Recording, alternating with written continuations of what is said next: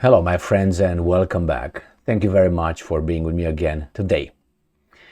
I said it before, and I will keep saying it. The Poles have balls, and unfortunately for the Ukrainians, they got angry now.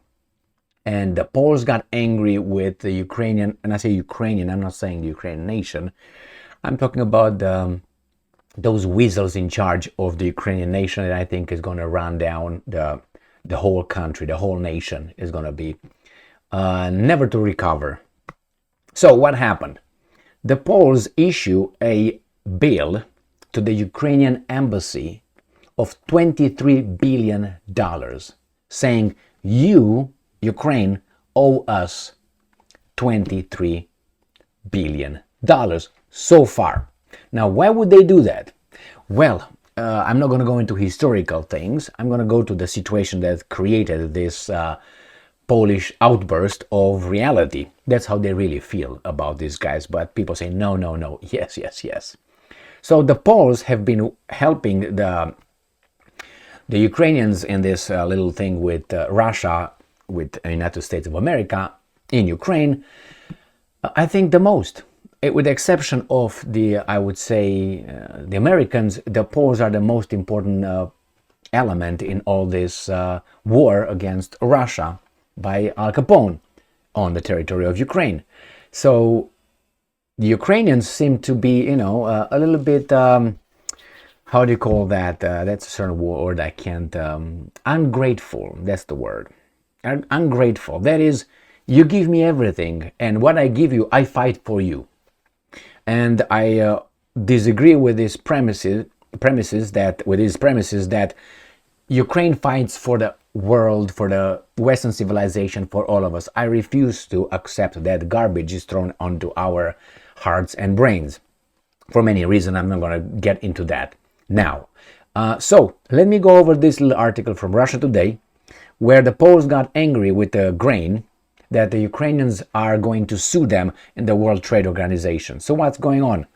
The Ukrainians want to sell their grain to Poland, to Europe, and wherever. That's going to be at the dumping price, below the market. So that would run the farmers, the Polish farmers, out of business. Obviously, they can't compete with these guys. So they say, well, no, we let you transit it, sell it wherever, whoever wants to buy it, but you're not going to sell it on our market.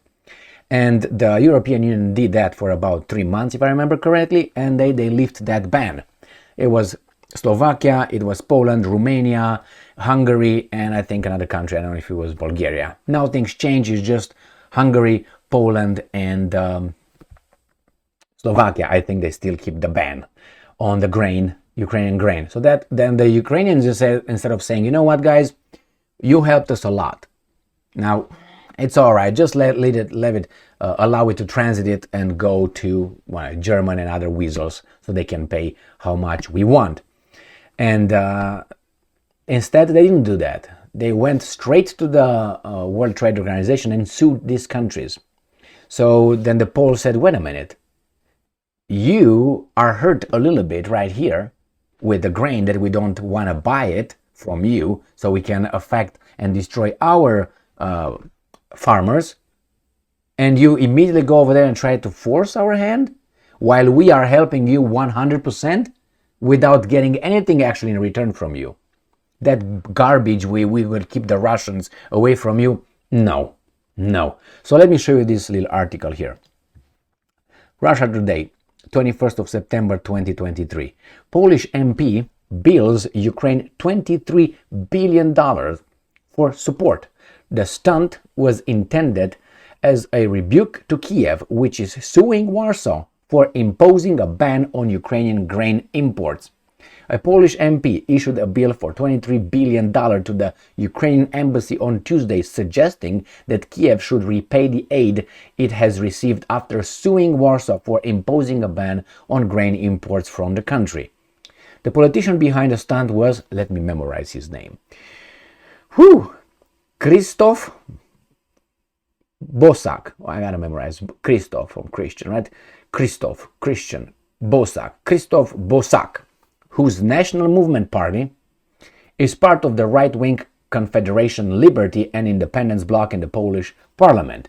The bill, quote-unquote, listed various kinds of assistance provided directly to Kiev, paid to Ukrainian refugees, and private donations made by Polish nationals as calculated by Kiel Institute, Kiel, that's a German town, isn't it, for the world economy. The total amount is likely significantly underestimated and incomplete, Bosak noted. Ukraine has sued Poland before the World Trade Organization, WTO, and threatened to introduce trade restrictions in retaliations imposing a ban on imports of Ukrainian grain. This was previously prohibited by the EU, but temporary restrictions expired early this month. Warsaw opted to introduce a national ban instead, insisting that it needed to protect Polish farmers from Ukrainian competition. Ukrainian President Zelensky, apparently snubbed Poland and its fellow EU member states Hungary and Slovakia, which have similar policies, during a speech at the UN General Assembly this week. He claimed that some European nations that are publicly friendly to Ukraine, quote-unquote, play out solidarity while indirectly helping set the stage to a Moscow actor. Anyway, always blaming. And I have an example to provide you how the Ukrainians, again, when they got hurt a little bit by the sponsors, they immediately turned off the gas. The Polish Foreign Ministry summoned Ukrainian ambassador Vasily Zvarich on Wednesday to protest over the unjustified remark. Prime Minister Mateusz Morawiecki said on the same day that Warsaw would no longer send weapons to Kiev because it needs to prioritize its own military modernization. Okay.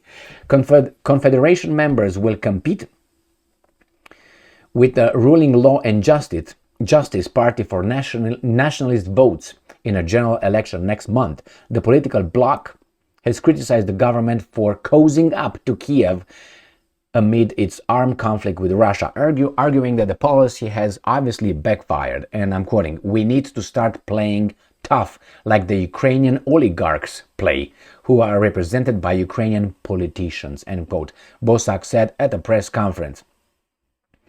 Meanwhile, Brussels is reportedly considering taking the side of the EU member states in the WTO case. The European Commission is seeking to coordinate the three nations' legal rebuttals to the suit, according to a letter cited by the Financial Times on Thursday, despite initially demanding a reversal of the grain bans. So, $23 billion, quickly. This is, again, as I said, I'm going to give you one analogy and one example. Let's start with the example. The example, remember when the Russians are transiting through pipelines gas to European Union. In this case, I will use, I think it's the Druzhba and some other ones. Hungary, Czech Republic, Slovakia, Czech Republic, and Germany, and I think Poland gets from this pipeline. And because Russian banks were kicked out of SWIFT, they couldn't make a payment. They said they made a payment, but it was not received. Therefore, the transit fee for the Russian gas going to the European countries that help Ukraine. So the fee was not received by the Ukrainians. The Ukrainians turned off the gas supply. So the European countries that I mentioned, Hungary, Slovakia, Czech Republic, and Germany, I think it was Poland as well, did not receive gas. Because these guys got hurt. We didn't receive the payment. They didn't care if those guys were, dying or did not have gas. It's our problem here. We're gonna be legal right here. All the help, all the aid they received from these guys did not matter. We got hurt. They didn't pay. Turn off. Fuck off. I don't care what you do. Basically. And then what happened? The Slovakians and the Hungarians paid in behalf of the Russians, and the Russians gave them whatever money, rubles or whatever they did. So that's how they did with their backers. That's one. And let me give you the analogy. It's the same thing with a homeless person. I give this analogy because it's a good one.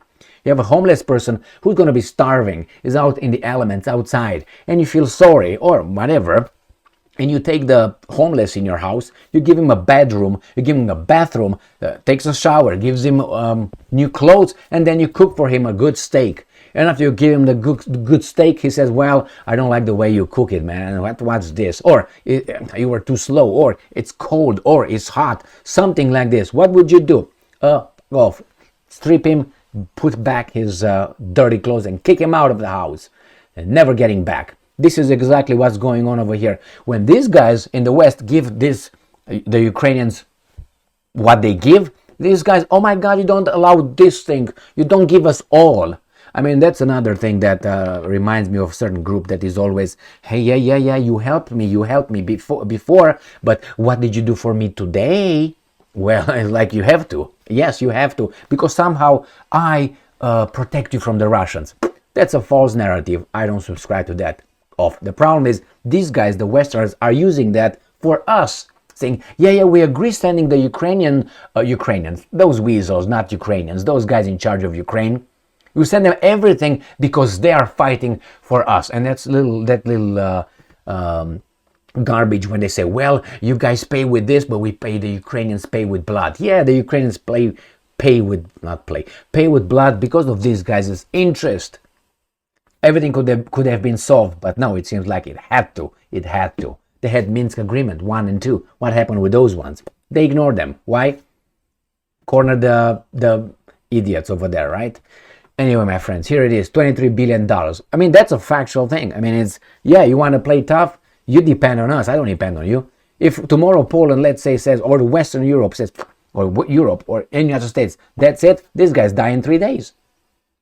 What do you think? But they will unleash the little things towards the West, and you see what's going to happen, because a lot of weapons are in the hands of people that should not have them. And Ukraine is armed more than a lot of other countries. So that's not good. It's a rogue state right there, and it's like a little tiger, but you hold the tiger by the tail and they can't let go, because it's going to turn around and it's going to create a lot of problems. I heard about certain kind of things from Ukraine being in other areas like Romania, and how they operate. You don't want that, Western Europe. You don't want that, and I think it's gonna happen. These guys have what? Vampire launchers and how do you call it? Juveniles. They have these things. If they want to solve problems, settle scores, they would. Unfortunately, you again armed the Mujahideen that turned Al-Qaeda, that turned ISIS. And you see it. But Europe is next door. Al-Qaeda was in Afghanistan and Mujahideens and so on. But little by little, they moved towards Middle East. Now, in this case, these are next door. America is just watching. And guess who armed them? Al Capone. The biggest arms provider is Al Capone. And you're going to have these guys that you have to live with. Like, what's his name? General de Gaulle? Was he General Marshal? No, he was the Marshal. Was he? Anyway, it doesn't really matter. The French general. Let's stop there. He said, whenever he was speaking with his European allies, he said, remember two things. The Europeans, the Americans don't live in Europe. And the second one, Great Britain or England is an island. That means, guys, we have to deal with our problems here. These guys are outside. They come and go. We are here. Now, the British are outside, but they always get inside the main European, how should I put it, the territory, whatever, it's land. Why? The continental Europe, let's put it this way. Because they're one of the British policy is no strong country should rule Europe, because they're screwed if that happens. That's why they always intervened when France got, Germany got, and others. They tried to, have their hegemony in Europe. They intervened, or Spain, and so on. Remember, it was Spain, the Grand Armada, and so on. always. Why? It's because they know if that happens, they're cut off. Oh, yeah, that's why they used to have the empire, but it's okay. Churchill took care of it. They got you like that, unfortunately for you, but what can I say? Thank you very much for being with me again today. Pay up $23 billion. Stay strong, stay smart, look for the truth, and be just.